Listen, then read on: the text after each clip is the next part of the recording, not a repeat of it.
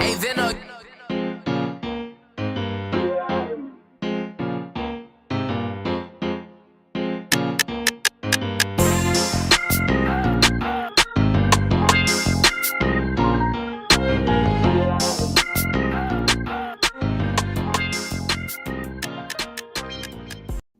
What up, what up, what up? Welcome to another episode of New Orleans Basketball, a New Orleans Network podcast. As always, I am your host, Raphael Rattler, joined by my fellow middle brother, Garrick Rattler. What's poppin' with you, bro? What up, bro? We have reached my favorite time of the year. One of my favorite times of the year. August is done. Thank God. Good riddance to August. But we have gotten into the sports equinox almost, right? Is where you're getting, you're getting your basketball and the W, and obviously the playoff chase is coming and pushing. What up, John? And so, got a lot of good things going on with the W. But man, football is back, man. And me, honestly, again, everyone knows we live in New Orleans. New Orleans football is king here. I love waking up on Saturdays to college game day. It is just one of those things that you really can't quantify unless you're like really in there and really like in the sport and watching it. And I think that kind of like turns the clock for me, like, okay, it's time. And then you also know that once college football comes around and the NFL is about to start, that of course the NBA is knocking on the door, getting ready to go. So this is kind of where you get all of it, and it's starting from the beginning. Obviously, the W is kind of closing down and getting to their playoffs. But like as far as football and like the NBA goes, this is kind of the beginning where you get all of it. And NBA 2K comes out tomorrow, so this is, you know what I'm saying? It's just it's good feel, it's good vibe. So everything's good on this end, bro. How's everything on your side? Everything is blessed. You are absolutely right. Shout out to the 2K Eve for all of those who celebrate. We may have to do something special again for a follow this year. But yeah, you're absolutely right. College football kicked back off. It was kind of like a trash slate of games. There was a couple games mixed in there, like the A&M Notre Dame. Shout out to UL. Shout out to UL, baby. My Cajuns. But all around, it's good to be back in the swing of things. NFL starts in 2 days. NBA media day is in a month. What kind of drama will be? I mean, the Pelicans might be in the middle of the drama on media day. Who knows? But we finally feel like we're back in this way. It's not 200 degrees outside. Like we're back into the swing of things. And so before we jump into the details and break down today's show, make sure you guys follow us on X, on Twitter, on IG, on TikTok. That's @NoBasketballLoE. Make sure you're liking the episode below. And if not already, please make sure you are subscribed to the channel. So since last time we chatted, Devontae Green was added to the roster. Matt Ryan was let go. Well, guess what? Matt Ryan is back on the Exhibit 10 contract. He's going to get that opportunity where he's got a non-guaranteed contract to basically show that he still belongs on the NBA roster because he was waived and no one signed him, and basically took like a pay cut in an unguaranteed situation to stay with this Pelicans team. What are your thoughts on that? Like, obviously, you see Matt Ryan at Summer League. You see him at the camps with the coaching staff. You see him close to his locker room trying to clung on. But, again, a valuable asset for a team that needs floor space. Yeah, man, you can't teach 45% from the three-point line. You just can't. And so it was kind of – I guess, with the NBA kind of in this financial crunch, everybody's in this financial crunch and every dollar matters. It was kind of surprising that he didn't get, some team somewhere didn't put in a waiver for him. But I think when you look at Matt Ryan and you look at what he can contribute to a team and what he's looking for, right? He's trying to stay on a team. This is about the best opportunities you're going to get, in a team that knows you, that's been working with you. You've been working with them. You're familiar with all the players, and this is a team that's going to need shooting, right? With all of so many of their primary scorers and ball handlers liking to operate in one facility, in one space. This is an opportunity. If he's going to get an opportunity to come in and shoot, and do what he does best and earn himself another contract, it's going to be here, in New Orleans with the Pelicans. And so I think it's a good move for the Pels. I still think that he has a lot of value on this particular team because of what he does well. I saw him personally hit like 5 threes in a row without like dribbling the ball at all. And if you're a guy that can score without the ball in your hand on this team, you need as many of those as you possibly can, especially in an 82 game season. So I think it's a good move for both sides. Right. The way I look at it is this: like, obviously, they're trying to be extremely sensitive when it comes to the financial piece of things, and even trying to save money on Matt Ryan's contract, things like that. It boils down to that. But to your point, like, I think he has a skill set that helps the talent that is already on the roster. And again, the team is not going to go 82 games with being healthy. So having backup options that know the system, that know how to play off the talent, that know the locker room and things like that available, I don't think can hurt from that standpoint. So Brandon Ingram had a birthday this week. Also had some not so subtle Instagram post about his value, and then also had reports about him not being at the voluntary workouts and all that, but then also had DeJounte Murray post Instagram photos of him and BI hugging. So there was a lot going on with Brandon Ingram this week. All in all, shouts out to him for passing another way around the sun. Shouts out to him for the birthday celebration. But did you take too much from him not being at the voluntary workouts, or do you think that's probably smart for someone who's fighting to try to get a contract before training camp? Well, first of all, let me give Brandon Ingram a shout out for giving us the best rendition of Andre 3000's hair that I have. This man looks like a backup singer in the Hey Ya video. Or Hey Ya. Like the hair is phenomenal. All right, Brandon Ingram. The 3-pointer might not be there, but the hair is there. The hair is there. Listen, this is business, right? This is business, and as much as you would love to see Brandon Ingram there in the voluntary workout, if indeed he was not there, and if it indeed was a thing where he was not there to send a message, that's the business side of things, right? As the elephant in the room. And the longer this goes out, the more leverage that Brandon Ingram has, right? Unless the Pelicans are just okay with him walking, the more leverage he has as it gets closer to the trade deadline. And I hear you, John. It is dragging out, and it seems like every day is like, well, what is new in Brandon Ingram's world? And then you see obviously the Instagram videos that he's sharing.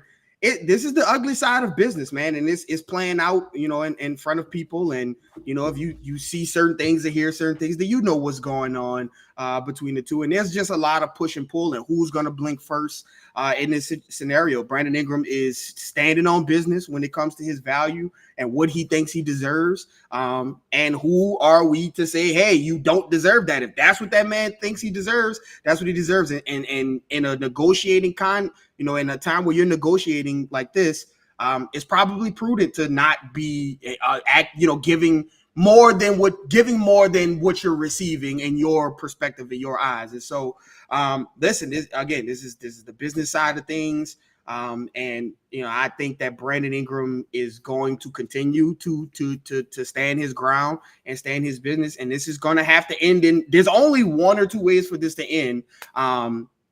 And so I think that eventually you're going to have to get an answer. But I mean, I figured when I first saw that that the team was going there, my first initial thought was, well, I know one player who probably won't be there. And that was Brandon Ingram. Now I held out hope that he might pull a move and show up and be there. I thought maybe like the addition of DeJounte would kind of be a buffer. But listen, those guys support Brandon Ingram.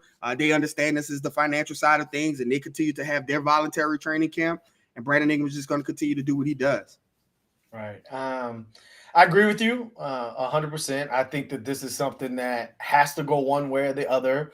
I think By the end of the season, either Brandon Ingram or CJ McCollum is not on the roster. I think one of those two cannot be there.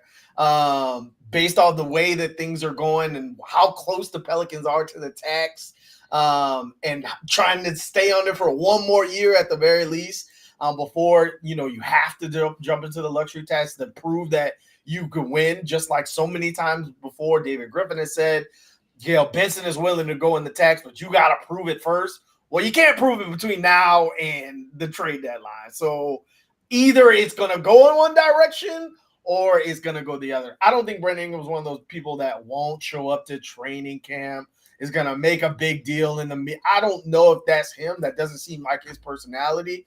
But, it all will come to an end very soon. Like, we're coming up on weeks where one way or the other you're going to have to see. So, obviously, Brandon Ingram was not a part of that. Zion rumor was there for a little bit and then went to China with the Jordan brand with Paulo Banchero and Jason Tatum and Luka. I don't know about you. I saw, again, anything viral. Zion can brush his teeth and it's going viral. But anything Zion does is viral for one way or the other. I don't know about you. Everyone saw, the video of him talking about, how great of an experience this was in China. I don't know about you.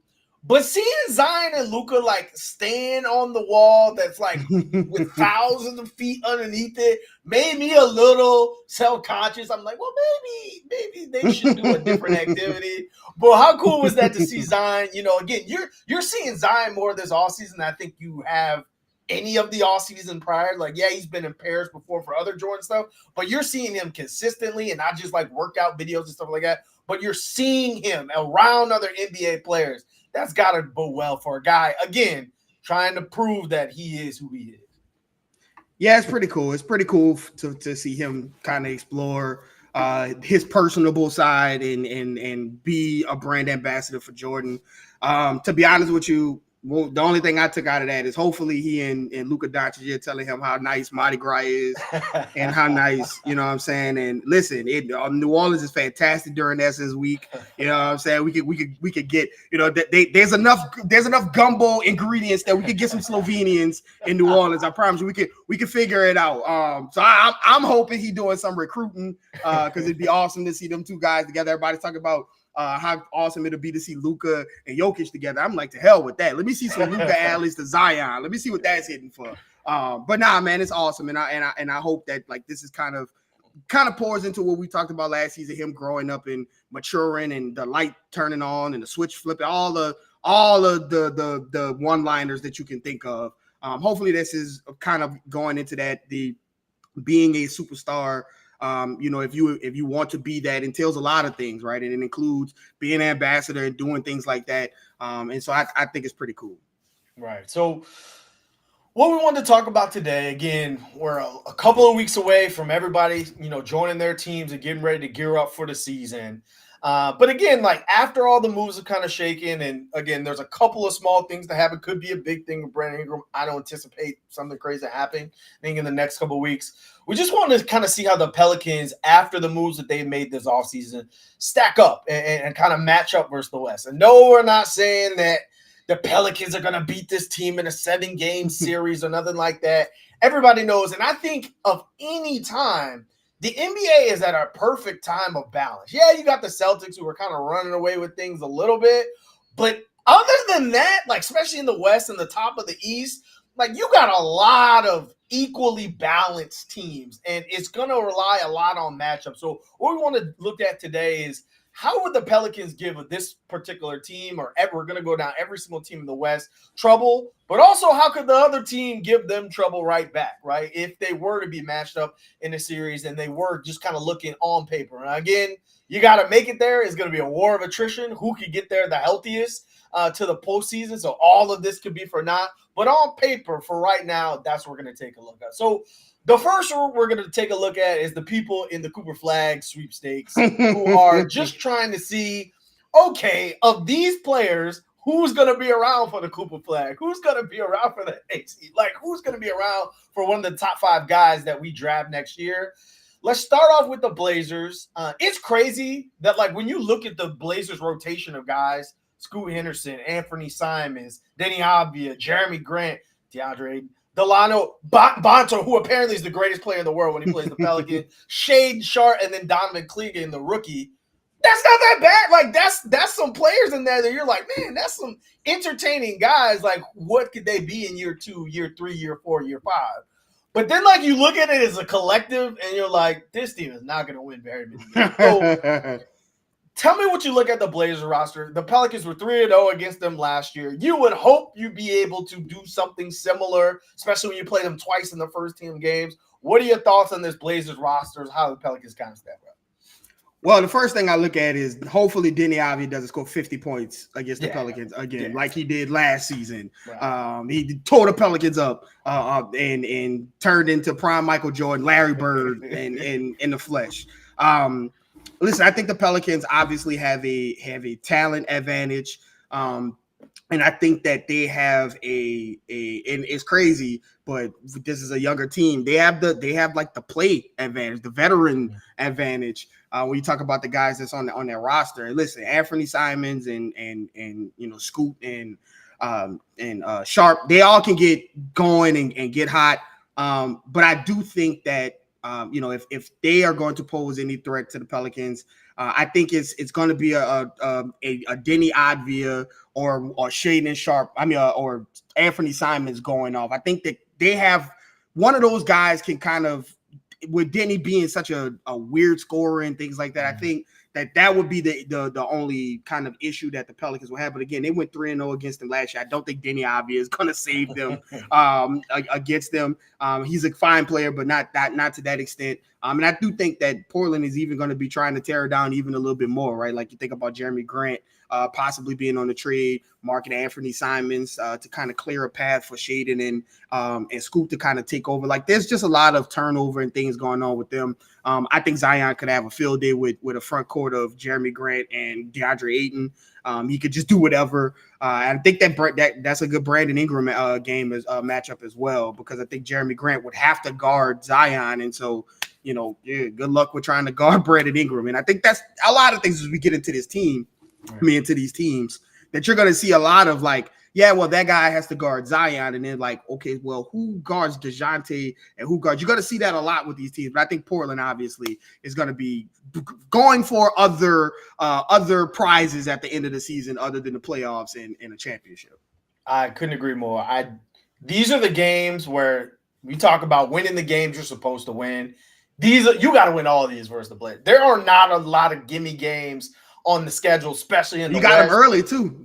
You got to take care of a team like the Blazers early before playing them like you almost lost at the end of last season versus the Blazers with no players on the roster. Before you get to the end of the season and they're just guys playing for the NBA livelihood, playing at 100%. You're trying to rest up and get ready for the play-in or playoffs, whatever. You get them early in the season, you need to take advantage of it. I think they fall into this category. I think the Jazz, which is the next team in this category, also fall there. Look, the Pelicans have had trouble with the Jazz team over the last couple of years because of the size disadvantage that they've been in. Yes, Zion is a strong guy, and yes, he can get off the ground and fly, basically, from that standpoint, but he's not the tallest guy, and he plays the power forward, right? When you look at the Jazz rosters of John Collins and you look at who they just drafted, Philip Kowski, and then already having a Walker Kessler, like they have a lot of size to present challenges for the Pelicans. And you've seen that even as close as last season, right? Where the Jazz started out hot and then we're like, yeah, we're winning too many games. We don't want to win no more games. And even still, the Pelicans struggled a little bit or still get some wins. But again, you look at the roster, Keontae George, second-year player coming off a great rookie year. Colin Sexton has given the Pelicans problems in the past. Larry Markkinen, he was the talk of the town this summer. Like, they got a lot of guys that on any given night could give you trouble. But again, if you have aspirations to go to the first round and beyond, these are games you got to have. What do you look at when you look at this Jazz matchup? Yeah, Utah has a bunch of, like, guys who can get going. And if you're not like paying it, I say this, I feel like this is deja vu. I said this before, the home and home series that the Pelicans had with Utah, which I think they lost both of those games. I'm pretty sure they did.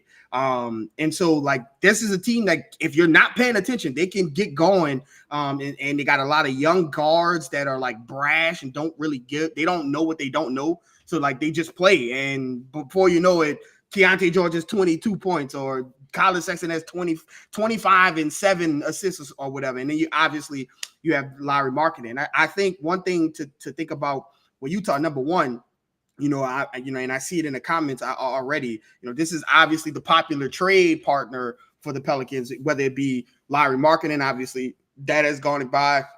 But now, people have turned to obviously what we talk about with Walker Kessler and a John Collins trade for Brandon Ingram is rumored. And again, I just don't know if, you can't just say, here, take this guy and give us this guy back. It takes two to tango. And I don't think Utah is in the business of absorbing this awkward situation with Brandon Ingram, because the next team is going to be just the same way as this situation goes. But on the court, though, I think the Pelicans, again, this is a good situation for them with a lot of veteran guards. I think CJ is going to be really, really important in games like this, where he could come in and be the veteran guy on the floor and get guys together. DeJounte is very similar. Even though he's young, he's got kind of a veteran mind frame. He talks about not wanting to go out and not being a social kind of outing kind of guy, but he's a leader, and we're seeing that now. And I think against the Jazz, like that's the kind of games where DeJounte can get and CJ can get guys going,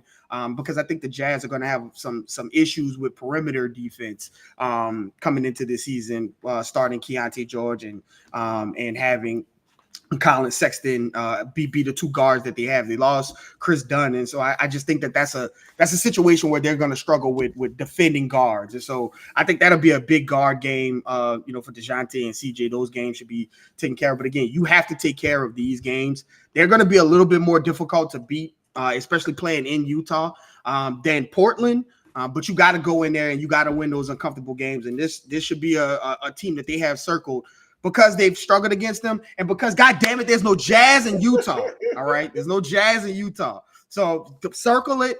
And last time they played the Pelicans, they wore their purple, gold, and green, just slapping the Pelicans all in the face, slapping the city of New Orleans all in the face. So I think it's time for the Pelicans to kind of go into Utah, and if they're serious about where this team can be going, you have to go in there and beat a really tough and hard playing Jazz team, especially with their coach. Their coach is really good as well. Right, and I think that's the biggest key. Like I think they're either gonna acquire assets throughout the season or very early not try to win games. Like you can't do both, and I think they've learned that this past couple years, that you got to pick one or the other. And I think that they're probably going to lean toward tanking sooner rather than later. So you got to take advantage of them, because you play them multiple times before the halfway point of the year. So unfortunately, that's where the easy tier in the West. Like that's where the guaranteed wins, got to have a wins. That's where it's over, man, at that point. The East got Charlotte. And Detroit and Brooklyn, Chicago, Toronto. Ain't none of that out west.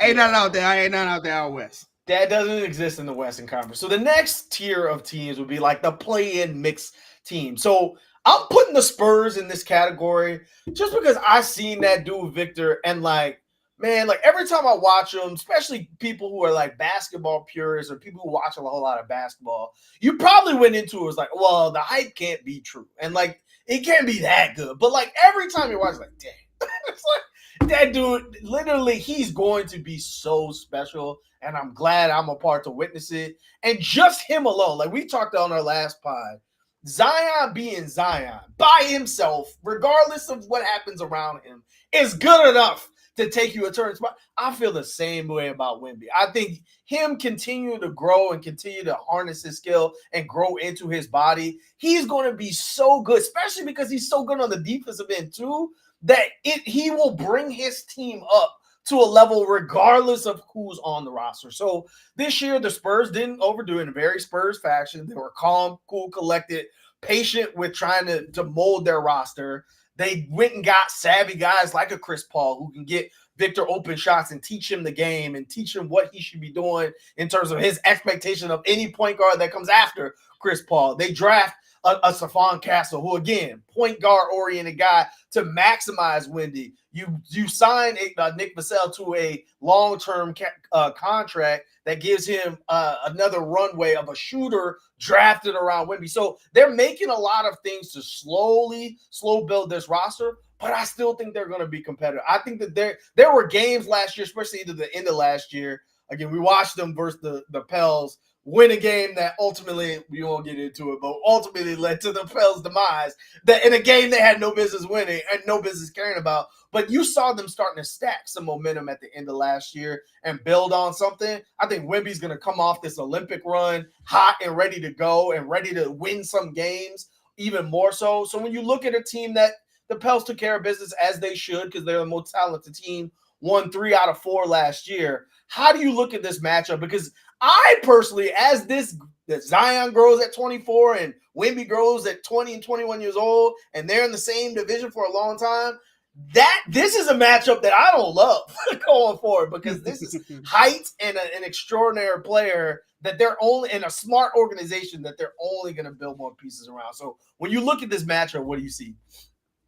Yeah, Wemby is going to be, the Spurs are going to be tough. I actually really, really loved their offseason. I think that they did something that is very difficult to do, where they're like faked competitiveness that might actually be competitive because their best player is so good. And what I mean by that, like, they could go to Wemby and say, hey, listen, we got you the point guard, we got you Harrison Barnes. Like, we are going to be a better player. Those are good veterans. But we didn't go get Trae Young. You know what I'm saying? Like, we didn't go get none of those guys. We kind of, hey, look, we got you a little better. But I think the best outcome for the Spurs would be to win. I mean, to be competitive in a lot of games and still find their way in this Cooper Flag, or, obviously it's led by Cooper Flag. There's a lot of good guys in this draft class. And I think that's where they're going to be. Listen, I think I cannot wait to see Chris Paul getting the ball to Victor Wembanyama. I think that was something that they missed a lot. Just people to give the ball to Victor Wembanyama. Kind of sound a lot like the Pelicans trying to get the ball to Zion. But I do think, again, Victor's a defensive system in of by himself. And again, to what you were talking about with the height, I was like, there's no way he's going to come in and dribble that way. And I was like, I can't wait to see him guard Zion or try to meet Zion at the rim or try to guard Jokic. And I mean, he just out there giving it, balling on both sides of the ball. I do think that Zion, we saw like some really good games against the Spurs, especially the one where he came down and hit that layup to win the game. I think those are the type of games he gets up for, those type of games, obviously with a big star matchup. And so I think that is a game that Zion, a team that Zion could go in and start to remind people that. We said last podcast, what did you want to see from Zion? For me personally, I want to see him just come in and start telling people, like, remember who the hell I am. And against Victor Wembanyama, which is going to be a highly touted game, that's a game that I'm looking for, a team that I'm looking for Zion to go out and establish himself as one of the better players in the league, with all eyes are going to be on that game because of Victor Wembanyama. So I do think they're going to be a lot tougher. You're going to play them because they're in the same division. You're going to play them 4 times. So I think it's going to be a very, very tough outing to beat a motivated Victor Wembanyama with competent NBA players around him. And I'm just looking forward. I always look forward to those matchups. I actually went to a Spurs Pelicans games last season. I really like their city, and I really like their stadium. And so I think I'm going to try to get to another Spurs Pelicans game in San Antonio. But it's going to be very interesting to see, how the Pelicans go about attacking Victor on the defensive side of the ball with so many different weapons and so many ways to do it. I'll be interested to see that. But it's going to be really, really tough and interesting to see. Right, for sure. So you go from a matchup that could potentially be problems for years to come to a matchup where I just think the Pelicans are a better team. So this is versus the Kings. The Pelicans were 5-0 versus them last year. Knocked them out of the play-in tournament, didn't get to make it. And they were like, this offseason, you know what we need? DeMar DeRozan to stop Zion. Listen, I love the Kings, and they're really exciting to watch. They score a ton of points. The light the beam has been revolutionary for a franchise that hasn't won very much since Vlade Divac. Like it has been great. But matched up versus a guy like Zion, like their team is a bunch of slender guys who can get up the court. There is the one person with size was Harrison Barnes, and he's no longer there. And so, like, I look at this matchup, and the Pelicans were 5-0 last year. The year before, they were also super successful. De'Aaron Fox has talked multiple times. I hate when I got to go up against Hurry Jones. Now he has to also go against Dejounte Murray. I love, again, the collection of talent that they have. I just think that this is a matchup that they want to avoid at all costs, if possible, the Kings versus the Pelicans. How do you look at this matchup? Do you see it going down any differently this year?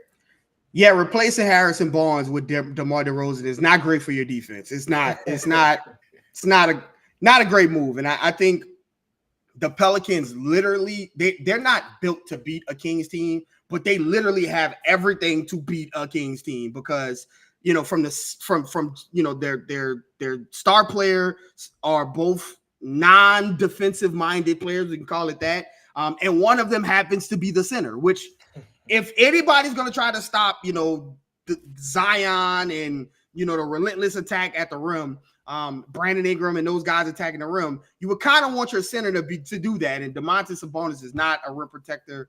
And so they are one of the teams that I'm going to be very interested to see how they try to defend the Pelicans, because if you look at the starting lineup and your front court is Keegan Murray, DeMar DeRozan, and Domantas Sabonis, I mean, good luck. You know what I'm saying? Good luck. And so I think the Pelicans have the Kings number. I think until the Kings kind of tweak their philosophy from this all-out straight offense, you know, and try to get some stops defensively, I think they might even start I think his name is Keon Ellis. I think they might even start him because there's just no defense there. And so until they figure that out, I don't think they're really a matchup for the Pelicans. People talk about it's hard to beat a team 3 times in the season. The Pelicans beat them people 5 times, and it wasn't really like difficult in any of them in any of the games. And so I just think that the Pelicans are a bad matchup for the Kings. I think just you'll see that as they add DeMar DeRozan but take away Harrison Barnes,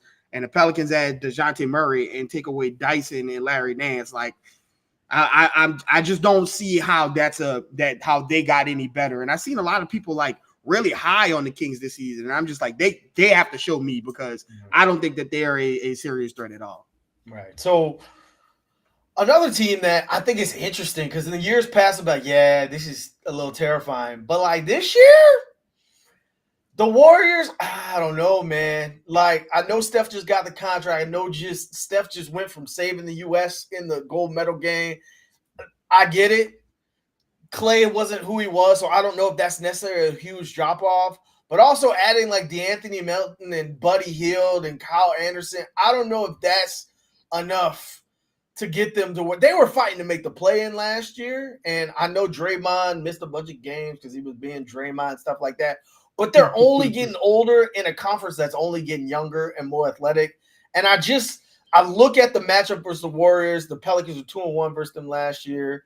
And I'm like, all right, let's say Steph goes nuclear and he outplays Herb, and Herb can't stay with him. Who else is giving you, like, between, I guess, Kuminga or Wiggins, but like, who else is giving you a lot of buckets where you feel like, man, either CJ or BI or Trey or DeJounte, nobody can play them number 2 for number 2. So, like, I look at this Warriors team, and I just think the Pelicans are a better roster. Where are you at? Where's your head at? Even though this is a historic franchise with multiple championships, they're the team of the decade. I just think their watch has come to an end. Shout out. Yeah, man. The Warriors, first of all, it should be against like workplace. It's a workplace infraction. How much responsibility the Warriors are putting on Steph Curry and the Lakers are putting on LeBron at this age. And listen, they're both incredible and probably will be incredible this season and make all NBA.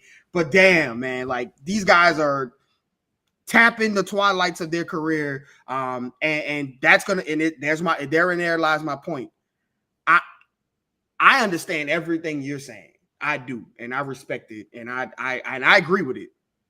But I watched Steph last season come to New Orleans, and people were like, he don't play, he be ducking New Orleans, and they begged and pleaded for that man to get on the court. And with all the people on the floor, Steph still went for 40, 45, whatever, how many points he scored.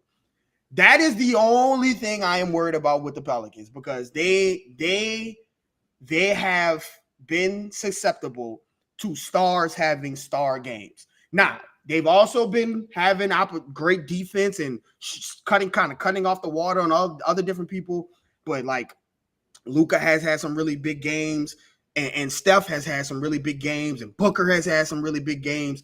And that is the only Steph Curry being Steph is the only thing I have to worry about with this matchup with the Pelicans, because I think the Pelicans, from like even Steph and Zion, I think if they played in a game, Zion is good enough to where that they could cancel each other out.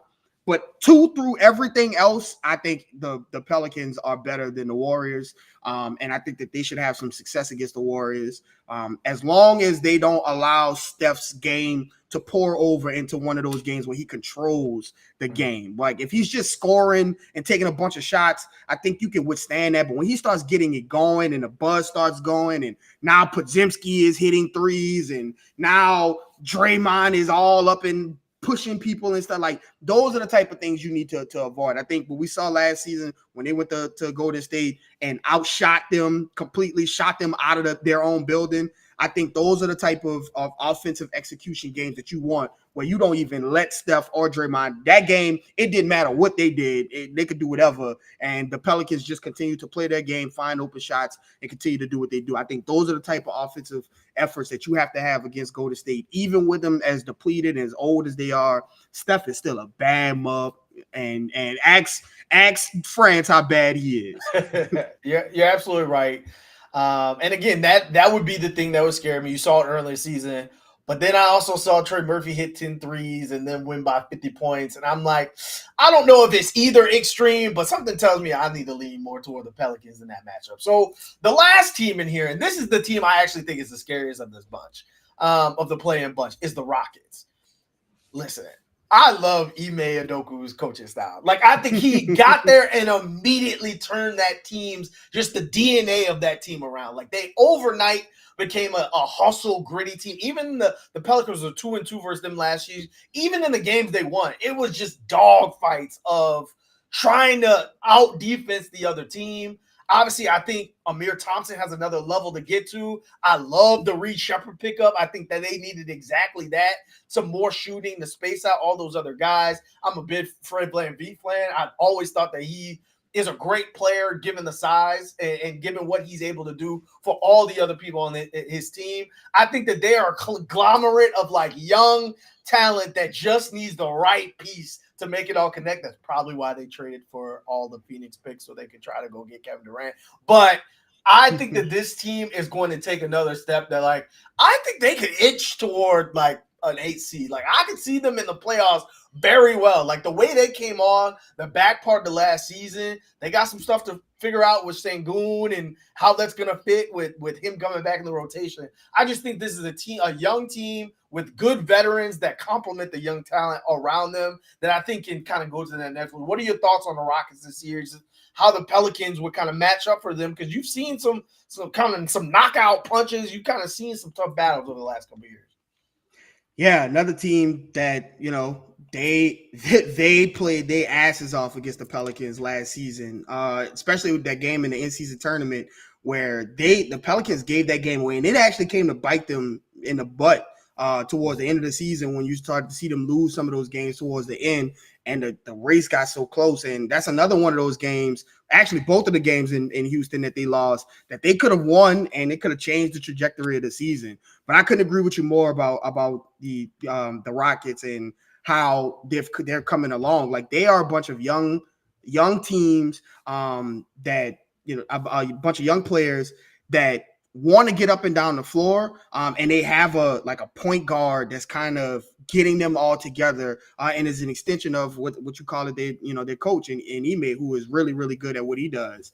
I think the Pels match up well with them. I think obviously the Şengün center fiasco that we saw against the Pelicans last year, where for some reason the Willie Green thought that Jeremiah Robinson Earl was the answer once JV filed out, and it just wasn't good. It wasn't fun. And so I think they have to figure that out, right? This is kind of where you start to look at, obviously Victor as well, but like this is where you start to look at that center position. Like, okay, Şengün is very talented. And what are you going to do with that situation? But you've brought in some defensive-minded bigs and Daniel Tice and Yves Missi and Carlo as well, right? And so you're going to need those guys to come in and do their role, play their roles well defensively. But then I'd also like to see Brandon Ingram and Zion kind of take on that, mantle of guarding Alper Şengün. And if it's a Jalen Green game, they go guard him. If it's a Jabari Smith game, they go guard him, right? Obviously, you have Herb and DeJounte to kind of do it for most of the season. I mean, most of the game. But I want to see Zion kind of, if he's giving Daniel Tice, Şengün giving Daniel Tice the blues. We saw Zion kind of take that mantle up last season, and guard Kawhi and guys like that. So I'd like to see it, with that, if that becomes an issue with them. But I think the Pelicans can if they have to play well, obviously. Again, this is a team in your division. You're going to see them a bunch of times. These are the upstart teams that you're going to have to say, hey, look, you're great. This is a really competitive game, but if you want to get to where you're going, like it's a different level around here. And so I do think that it'll be competitive games against the Rockets. I think that they are on a upward trajectory, and like you said, I'm excited to see Reed Shepherd kind of transition into that guard role with Jalen Green, and see what's going on with them. But I'm gonna be very interested to see these Rockets Pelicans games, because this is another team. Houston, New Orleans obviously got a lot of kinship that you can kind of see becoming a rival for the Pelicans as that Southwest division kind of turns up the notch when you talk about competitiveness. Right. You know what the Rockets remind me and Dylan Brooks of? It reminds me a lot of what just happened in the playoffs. Lou Dort was guarding Brandon Ingram, and Dylan Brooks would be the type to guard Brandon Ingram and make life difficult. But if Zion was available, the things that Lou Dort does and the thing that Dylan Brooks doesn't work on a guy like him. And so my question is, if Dylan Brooks fouls out or gets a technical because he does something dumb in typical Dylan Brooks fashion, who else on that team has the size to go with the Zion? Like maybe a Cam Whitmore? Like I don't know, but the rest of those guys are a lot of slender guys. Şengün is playing no defense at all. So like I look at that and I'm like, you don't really. No team has a matchup for Zion, but you don't have bodies, right? Like you got a Steven Adams. I'm not sure you want to see Steven Adams one-on-one in a Zion situation. I don't know if that's what you want. I know you don't want to see Şengün. I don't know about Jabari Smith. Like I just think that would be where the Pelicans pose a lot of issues for a team like that, which leads us in to this next tier, the playoff contenders. Let's start with the team that I don't think is going to make the playoffs this year, the LA Clippers. They lost probably the biggest loss in the West. They lost Paul George, a past All-Star player, and didn't get anything. They got Derrick Jones. Let me not say anything. They got Derrick Jones. They got Chris Dunn. They got some players, but like those are not replacements for a player's impact of Paul George. And so I look at that and I say, well, the Pelicans were already a bad matchup for the Clippers. Like we saw it last year. We've seen it all the past couple of years. It's just not – the Pelicans are like a younger, more athletic version of the Clippers. And I just don't think it's worked well for the Clippers up until this point. And I think now with losing to Paul George, I just don't think they have enough. Like you're relying a lot on Kawhi coming back fully healthy and being healthy for a long time. Because in order for this team to stay in the playoff, he has to be Kawhi. And in order for this team to stay in the playoff, James Harden has to be James Harden. And both those guys are closer to 40 than they are to 30. And so like I have problems seeing the Clippers moving forward. And I just think this Pelicans matchup for a team that wants to play small, Zubac might give you issues for 10 minutes, but they're probably not closing the game with Zubac. And if that's the case, you're playing small ball. Give me the younger team with the younger superstars, with the younger role players. I just think it's a better fit. What are your thoughts on a Clippers matchup this season? Yeah, I think there's gonna be a lot of flushing in that toilet bowl up in with the new bomber dome. Yeah, I don't think the Clippers are gonna be very good. I don't. I think they are relying on a lot of it's like they're building their house on like 2 picks, and it's like, yeah, it's all fine and dandy until them 2 picks break, and now you out there with Terrence Mann leading your squad, and that's not really conducive to a playoff run. And so I think the Pelicans are gonna have a lot of fun with the Clippers this season. It would not surprise me if they beat the Clippers every time they played, because I just think that they have the complete matchup against the Clippers. James Harden is really, he has really turned in from one of the best offensive weapons we've ever seen in a generation, to like, he's now a pass first kind of guy. And like, if you are a pass first guy and you don't have Paul George to pass the ball to anymore, and then Kawhi might not be out there, like, who are you passing the ball to? And so I just think that James Harden Kawhi led team is just a recipe for disaster. And they doubled down and gave James Harden I think $30 million a year, which I did whatever, like, okay.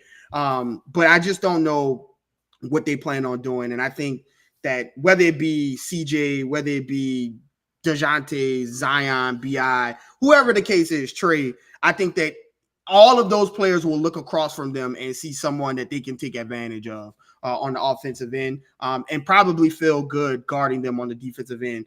Outside of if Kawhi is back to God mode, which, he got sent home from Team USA. So I don't know how much I don't know how much you're going to get that. So I think the Pelicans match up well with the Clippers, and I wouldn't be surprised if they swept them this season. So you go from one LA team that I think the Pelicans have an advantage over to, let's just talk about the Lakers. So, oh God, on paper, I think 3 through the rest of the roster, including the G League, including the farm league, including the high school team, I think the Pelicans are a better team.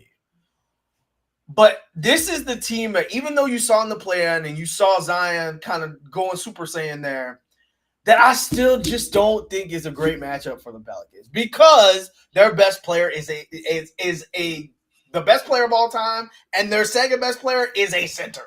And you're going to see this common theme from me. If your best player is a center, you are a bad matchup for the Pelicans, just because no matter what the Pelicans do, if you can throw it to the biggest guy on the court, and there's not another big guy on the court that can stop that. You just saw it in the Olympics. You saw it in the play. It's hard to stop that, right? Especially a guy like, you always feel like you're playing behind. You always feel like you got to double. You always feel like you got to shift. And I just think the Lakers, regardless of the extra pieces, the tertiary guys, the secondary guys, for 4 games right now with the big uncertainty at center, I just don't love the matchup. Now, you're not playing 4 games. You're playing 82, and then you're going for series to series and things like that. So who knows who was available for the Lakers by then. But I just think if it's a paper matchup, I just don't love any person who can throw it to their center, and their center can give you 25 and 15 on any given night. What are your thoughts with the Lakers, even though the Pelicans might be the overall more talented team? Yeah, I think the matchup, the problem with the Lakers, and I think the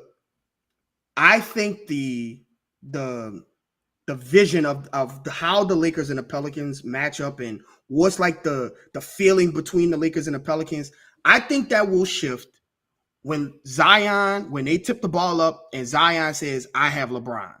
Because the issue with the Lakers is that LeBron is so much bigger than Herb, and will be bigger than DeJounte, that Herb's best asset of defense doesn't really, it can't come to fruition against LeBron, because he's just too big. First play of the game in Vegas, the infamous blowout, I text you on the first basket and was said, oh, it's a wrap, because LeBron, they tipped the ball off, he ISO'd and took Herb down to the lane, scored and won, and did the flex. When you see your first team all defense guy First play of the game is like, yeah, this ain't gonna work. That's demoralizing. And I think it's gonna change. And AD is incredible, and he's gonna do his thing. There's not a body to match up with AD. Tice can't do it. Like AD is a generational big man. But I think Zion, if he, again, this goes back to what you want to see from him. If you're gonna be that guy, you have to be the one to guard LeBron, because he has the physical capabilities to not get bullied by LeBron. And I think that's how you change this perspective of the Lakers being like the big brothers of the Pelicans and be kind of just bullying them and doing whatever. That's how you change that. Again, I saw it. I was in the building. I saw fear in LeBron and AD eyes when Zion got it going. And I think that has to carry over into this season. But I think that's what I'm looking for in this matchup. When they do play, it doesn't matter what's on if it's regular season, whatever the case is. That is going to be a big game regardless. For the Pelicans, Zion needs to show the defensive chops to say, you know what, to hell with all this. I have LeBron from the tip off. You can't wait till the full quarter, because LeBron is such a maestro that at that time he's already gone. People probably already rolling and things like that. We saw that even in the Olympics. Like, he got people going, and then when you start to relax a little bit, here come LeBron scoring 10 points in the full quarter to put you to end the game. So you want to cut that water off early, and I think it's going to be upon Zion to do that against the Lakers. And I think that, again, the Pelicans are more talented than the Lakers. After LeBron and AD, you could go all the way down, and would you rather have, this guy, but I think Zion's mentality and his ability to take up LeBron defensively from the jump is going to be what's going to be important to me in that matchup. Right. The same way you just talked about how Zion did that versus Kawhi in the Clippers matchup, and the same way LeBron did that for Zion. Said, I got Zion. At LeBron's pushing 40, 24-year-old Zion needs to go back. Oh, yeah, I got you too. So I agree. I agree with that 100%. So you go from that matchup to a team where in the regular season didn't look great, and I don't know if that holds up in a playoff scenario, but a team like the Phoenix Suns, right? Like, they went and added the Tyus Jones to help organize them and to get them in a better position. And again, you saw them in the Olympics. You saw the magnitude that a Booker and a KD offense can have. I don't know. I'm torn, Garrick, because like the Suns put it on the Pelicans pretty good twice. And then I saw Zion go to Phoenix and put it on them pretty good. And I just don't know. Like, I don't know what's going to give up. This is another team that has no defense.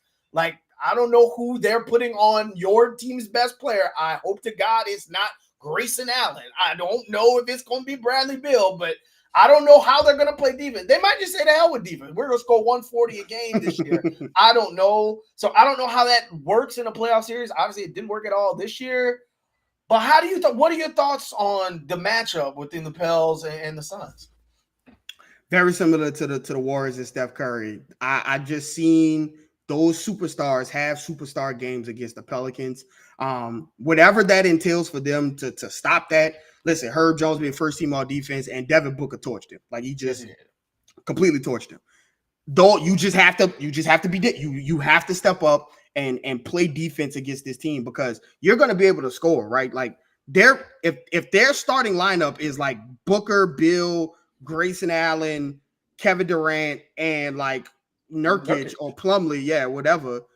Like, there's nobody to play defense. Like, Kevin Durant is their best defender at that point. Obviously, Booker has shown defensive chops in the Olympics. But, like, Kevin Durant is probably their best defender, and he's pushing, like, again, closer to 40. So is he guarding Zion? And if that's the case, then who's guarding Brandon Ingram? And if that's the case, then who's guarding DeJounte Murray? It's just going to be a lot of whack-a-mole offense for the Pelicans against a Phoenix Suns team. But, again, you got Kevin Durant, you got Devin Booker, and you got what remains of Bradley Beal. And so you're going to have to play defense. You've seen it countless times with Devin Booker. Just has it on his mind. I guess he's from Moss Point, Mississippi, so I guess that's close enough to New Orleans where his people come. And whatever the case is, he just has a thing about playing the Pelicans. But I do think, again, the Pelicans are much more talented than they are outside of Kevin Durant and Devin Booker. You can go down the list and say, who would you rather have? Same way that we talked about with the Lakers. But again, it's those superstar players. Are you going to get up to defend them? And this will be where DeJounte Murray can kind of show his value, both defensively, taking a Devin Booker or Kevin Durant. When you've had times where we was like, are you going to play Herb and Dyson? Because you have to guard, like Herb can only guard one and the other one got to guard.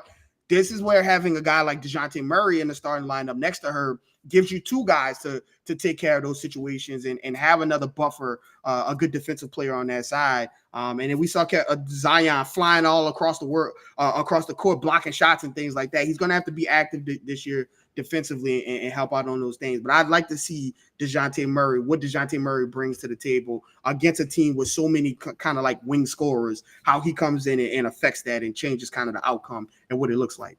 Right. So you go from a team that, again, it's weird just because of how the games were played last year in Phoenix, to a team where, I might be in the minority here, but I think the Pelicans match up extremely well versed, and that's the Minnesota Timberwolves. Now, again, you saw it in the games. You and I talked about the game when Brandon Ingram and Zion looked the best as a duo, when they were the best two players on the court. Happened to be a back-to-back night in Minnesota versus Ant-Man and versus that crew. The reason why I think that this is a better matchup for them, because we talk about the center and Rudy Gobert, to all his credit, all defender, first team, all defense, all that stuff.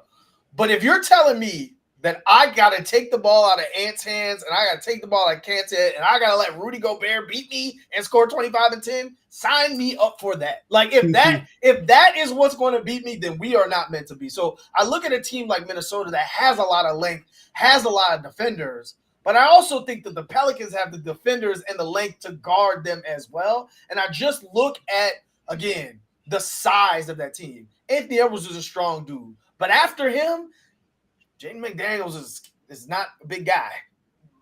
Mike Conley is not a big guy. Like, Nickeil Alexander, not a big guy. So who is guarding Zion for that team? And again, it's the trickle-down effect that we talked about before. All right, let's say McDaniels is guarding Zion.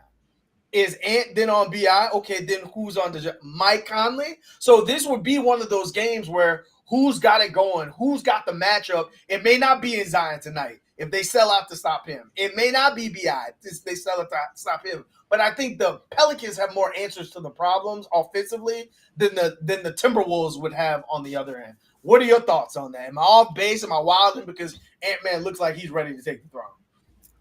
No, I don't think it's completely off base. I think, first of all, I think, they are a team that is built upon defense and they play hellacious defense. But I think you see what you're talking about. It kind of showed up against the Mavs, and that's why they lost last season.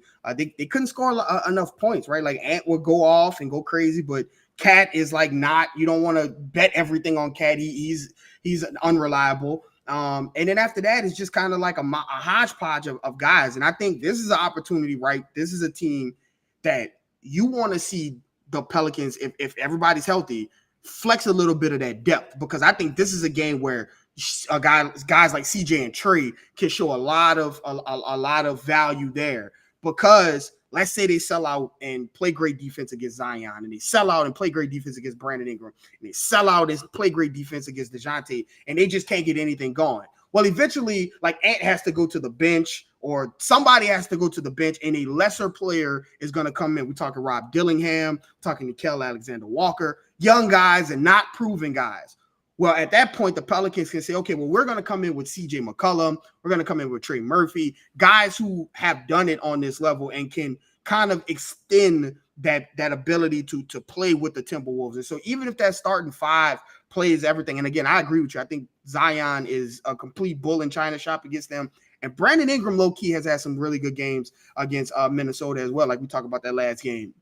But I do think, like, even if they play to a standstill, this is where the depth of the Pelicans should be able to come in and help them and save them, with guys like CJ McCollum and Trey Murphy coming in and providing a spark off the bench, where that rest for Anthony Edwards that should last 6 minutes, now has to get cut down to 3.5 to 4 minutes, because CJ and Trey have come in and kind of gone bombs away against their second unit. And so I do think this is where a team like Minnesota, who is kind of top heavy, and after that is not really a lot of proven players, especially losing Kyle Anderson. I think that this is an opportunity for them, for the Pelicans to flex their depth and show why having extra guys like that, to come in and be great offensively can really help you throughout a long season. Right. So we go from a matchup I like to the matchup I hate the most in the West. We talked about Denver and how like people are quick to just say, yeah, they're going to be the top 4. And I'm like, well, they didn't really get better at all this offseason after a disappointing end. And Jamal Murray summer was awful. And, like there's a lot of question marks around the vibes around the Nuggets are not good right now from that standpoint. But they have the greatest player in the world. He happens to play center. That alone is a big question mark for me and why I hate the matchup. But number 2 is the chemistry. Chemistry is the number 1 thing that I think is ailing the Pelicans team. The 2 best players don't know how to play off one another because they've never been available for long chunks of time together. And so I think in that mind, the Denver Nuggets are the complete opposite. They have the best chemistry in the West. They may not have the most talent from top to bottom, but their guys orchestrated around it are so good because of the guy in the middle. And I wish the Pelicans can continue to get closer to that, where they're working in orchestra and working in tandem versus like, all right, my turn, your turn. All right, Trey, you hit a 3. CJ, you hit a 3. More so it's all working together and connected. And on paper, you should look at it and say the Pelicans are a much deeper team. But like Aaron Gordon, he's not a Zion stopper. But if there was a guy that you wanted to at least make it hard on him, it'd probably be Aaron Gordon in terms of his strength, his size, his ability, his athleticism. It probably would be him. And then on top of Joker with it, that's just not I'm not walking into a Denver series like, yeah, the Pelicans got that one. So like, is Denver the team that you kind of look at and say, this is like the matchup you just don't want if you're the Pelicans going to a playoff series? I don't think they are the number 1 team that you don't want to play. Obviously, Joker is probably the player you don't want to play the most. But I do think that they are going to take a step back losing Kentavious Caldwell-Pope and relying on Christian Brown and other guys. I do think, replacing guys like that with Russell Westbrook, I just don't think that's I don't really think. And it lets you know kind of the desperation, because apparently like Joker was like, go get Russell Westbrook. And I'm like, what is Russell Westbrook going to do with the Nuggets? But okay, let's do it. And so I don't think that they're going to be the same team. And obviously we've seen what's been going on with Jamal Murray. They're saying he's hurt. And that's why he looks so bad. But like, it was bad. And they haven't given him a contract extension, even though he's eligible, which goes to show you, how tight the NBA is right now, because Jamal Murray has been the co-star for Joker, and they won a championship, and they still won't pay him what he thinks he owes. So kind of shows you where Brandon Ingram kind of is his head should be at. But again, I do think the Pelicans have some things working for them against the Nuggets.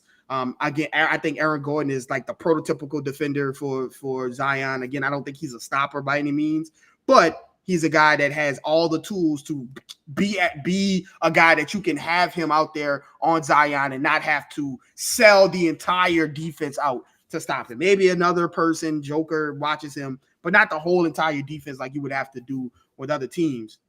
I think Brandon Ingram should have a good matchup against this team, because, again, if the law of averages, if Aaron Gordon's going to be guarding him, Michael Porter Jr. should not be able to stay in front of Brandon Ingram. And then that goes for everybody down. Like DeJounte should have a field day against Jamal Murray, whatever the case is, right? Because KCP is not there anymore. And if you're going to throw in Christian Brown, maybe Peyton Watson gets a lot of extra minutes. They're going to play some of these younger guys, and that's fine. Peyton Watson is a great defender, very like Jaden McDaniels and Herb Jones, kind of in that mode. But he's still unproven. He's a young guy. And Brandon Ingram is a certified bucket getter. And so that's a team that I think the Pelicans, they probably have more of a shot to beat them now than they've ever had in the Zion and Brandon Ingram era. Again, Joker is the best player in the world, and he could beat the Pelicans by himself. I could see it happening. I watched it on multiple occasions, even with Zion doing his thing. But I do think that this is an opportunity for the Pelicans to go and prove some things to the NBA and to themselves, because Denver's always going to be a difficult team to play against because of their IQ, because of their connectiveness, and then also playing in that Mile High City. So I do think the Pelicans are match up well, but to your point, Joker's the best player in the world, and in any given day, he can maestro his way into a win. Yeah, he almost beat the U.S. team by himself. So that leaves these last two, and I laid these last two for a reason, because I think these are the teams that the Pelicans try to resemble their roster like. So let's start with the defending Western Conference champions, the Mavs. So the Mavs said, okay, Derrick Jones Jr., we got a price on you, but it was like $1 million more than the price they gave Najee Marshall. They got rid of the Hardaway contract, although when he plays the Pelicans, apparently he's the greatest three-point shooter of all time. Replace him with a Klay Thompson. And so you make those moves, you get a Quentin Grimes, stuff like that. And overall, it's probably a net positive, maybe a little bit. But again, this is a team that just went to the finals, right? And Luka took a step, and Kyrie obviously has always been Kyrie. Derek Lively, perfect fit next to Luka, 10-year center for their team. Daniel Gafford and PJ Washington, great acquisitions in the middle of the year. You look at this team and you see two star-powered guys, and really everything revolves around them. What is your outlook on this matchup? Because this is one of those things where, yeah, Luka, if it's Jokic right here, to me, Luka's right here. And, like, this is not something you want to sign up for. But, like, when the rest of the roster kind of flushes itself out, what are your thoughts on this matchup? Yeah, this is the team that I think is the one that the Pelicans should fear the most, or the matchup would be the most difficult for. And it starts with Luka. It starts with the fact that, again, very similar to LeBron, Herb just doesn't have the weight to kind of guard Luka. And so his best asset is now having to be used on like Kyrie or whatever the case is. So it leaves like who's going to guard Luka. And we've had this conversation. It's going to have to probably be Zion. And so this is what I mean about it being different than Joker, because Joker, he backs you down and he plays from the middle post. Guarding Luka is a scary proposition because you are by yourself and he's facing you and has the ability to get around you and do things. And the problem with having Zion guard Luka is that he's so crafty that he can get Zion into quick foul trouble, very quickly. And then that just a snowball effect into a lot of different things. And so they are the team that I am most concerned about. I think that they are the team that, if push come to shove, I do think that they have the best shot in the West. And I think we forgetting the team that I'm gonna mention after this, that can beat the Pelicans.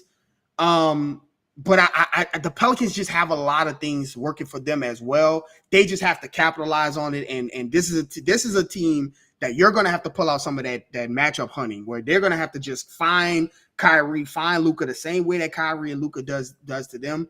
I think that the Pelicans are going to have to do that to the Mavs, and so I do think that they are a tough matchup. I think they are the toughest matchup for the Pelicans. And I think Luka and Kyrie together are just so dynamic offensively that if you're not matching them point for point, like you saw the Celtics, like they are great defenders. Drew is phenomenal, and Derek White is phenomenal, and Luka just had the time of his life. He just didn't have anybody else to kind of score and do things, but Luka did whatever he wanted to do. So you're gonna have to be able to score, and put those guys away, because they're just gonna be able to score how they want to. And I think the team that I see it in that Quinn is talking about is Memphis, right? Because I kind of think I know who the team you're talking about, the first team. Memphis is a team that I think falls into this category. Maybe the category before this one, like the playoff contenders, where they have a lot showing in front of them, right? That you want to see what Ja is going to do. Is Jaren Jackson going to take that next leap after having pretty much the offensive shoulder in the load for them last season with everybody hurt, and now everybody's coming back. I feel so terrible for GG Jackson. He's one of the young guys that really popped for Memphis last season, and I was looking forward to kind of seeing his development and his story. I think he was the youngest guy in the draft in his draft. Obviously, he's got a knee injury and he's going to be out for a while. But they got a lot of guys there that's got a lot to prove. Before these injuries, Ja and Desmond Bane were in the running for best backcourt in the league, and we know what Ja did against the Pelicans twice last season, and back-to-back games, and then decided to take the rest of the season off after he did it. But I think they're going to be tough. They added Zach Edey, which is going to be interesting to see how his fit is with those guys running up and down the floor, and Zach Edey kind of just being the antithesis of that. It's going to be very interesting to see how they use him and around his screens. But he's a guy that, like, if he, he's kind of probably the most NBA ready center. Rookie, the most NBA ready rookie. And so if they can get him going, like, he's a ginormous person to be playing Daniel Tyson, Yves Missi against. And so we saw kind of him kind of have a couple of good games against Yves Missi in the summer league. So what you think? What you think about Memphis?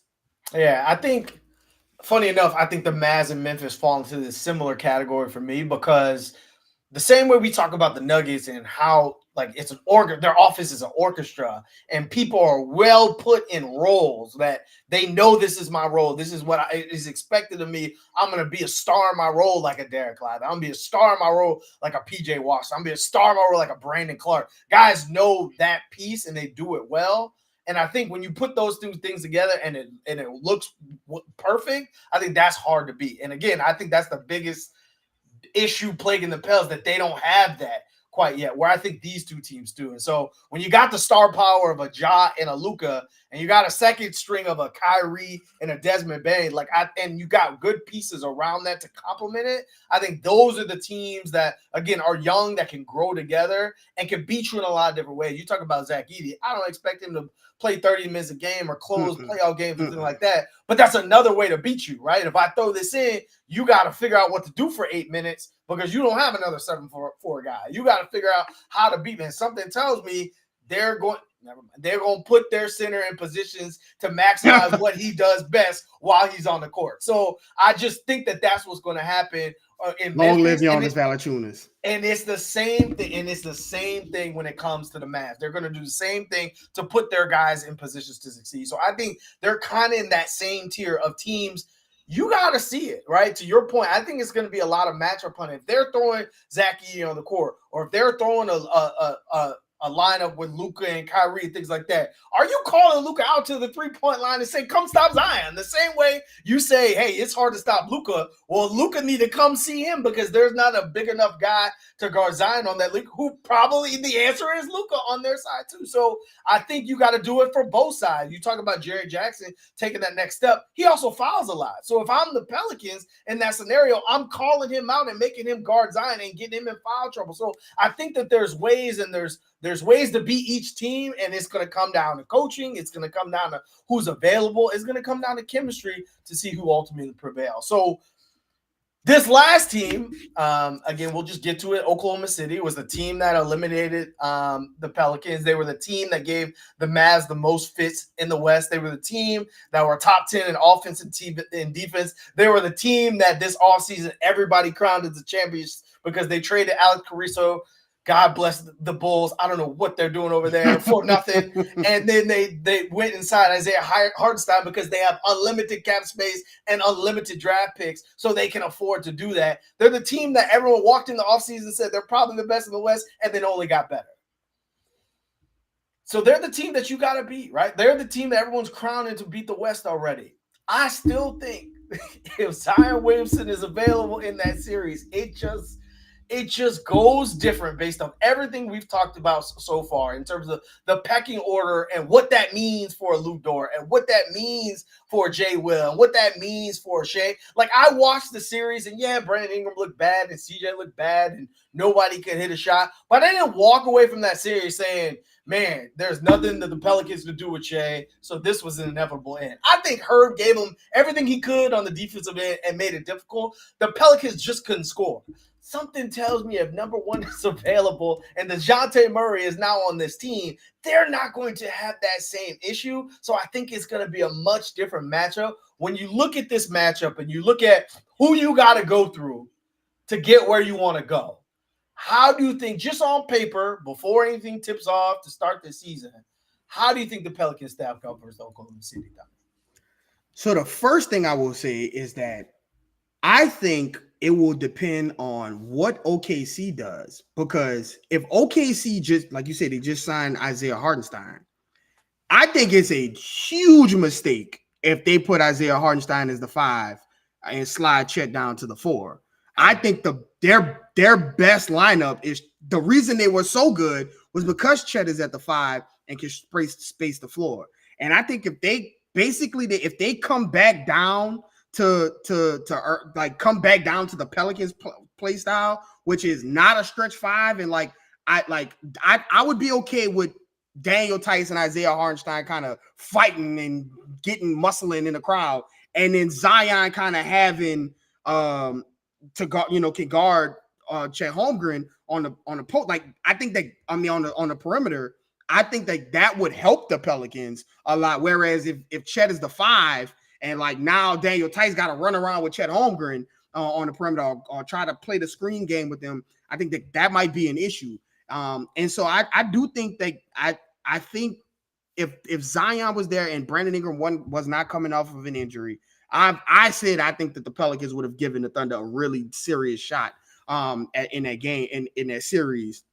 And so again, this is going to come down to if he's available, if the team is available there. And I think there's another team that DeJounte Murray can really show his chops against, because we saw Shea kind of get what he want against Herb because of his craftiness. And I think Herb is going to take another step defensively, and those kind of games will be few and far between. But having DeJounte out there kind of putting a little pressure on Jay Will, and having having another guy to kind of play if who else is on at that point in time, or to just give Shea more looks. I think this is why you bring a guy like DeJounte in, and in order for DeJounte to recognize the Zion mismatch and to go at them and to get him the ball over and over again so that he can get Chet into foul trouble and those things. And also, this is the team that Brandon Ingram should be like, bet. Bet. You wanna make some noise, you want to stomp your foot? Go out there and put 40 on Lou Dort head and show everybody that it was the injuries that held you back. I think it was. I believe it was. I've been saying it all the time that I didn't blame Brandon Ingram for that. I understand. I know, watching him and seeing him come back from injury, that it was going to take some time. And injuries don't give a damn if it's the playoffs. You're injured. I don't care. I'm not going to be less hurt because it's the playoffs. Don't give a damn. I want to see him go ham against OKC. This is the team that you need to be circling on your list in the West, and showing everybody's crowning them. Everybody's saying that they put you basically out of money and out of the favor of the league. Go out there and put some on their head and see what's going on. Right. I couldn't agree more. The last team that put the Pelicans out the playoffs, the Suns, Zion came back the next season and said, "I remember that you put my team out the playoffs." You couldn't be more agree. I think, even though you have great options between the Rockets and the Spurs and the Mavs and the Thunder, I think the Thunder is the team that there could be a potential rivalry with, just because of the nucleus of their players. They're all young. They're all can defend both sides of both the rosters are built that way, where you got 5 guys who can defend. They're all growing together, and you're all in the same division trying to get out for the next 10 years, right?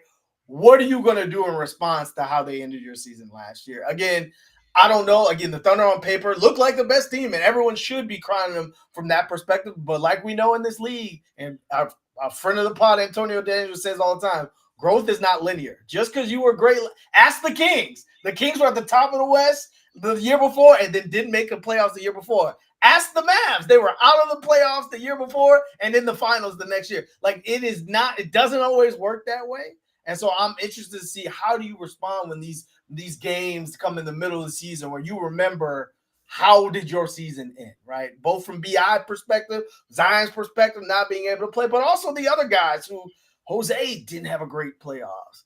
Herb didn't have a great playoff. All those guys remember how it went down, right? And so how do you match up when you get your shot? Because you're going to get your shot multiple times. And I think they're going to be a team where if you want to go anywhere after those 82 games, you're going to have to go through them. So again, this was a fun exercise going into the offseason, going into the final weeks before everyone is locked and loaded. Training camp hits.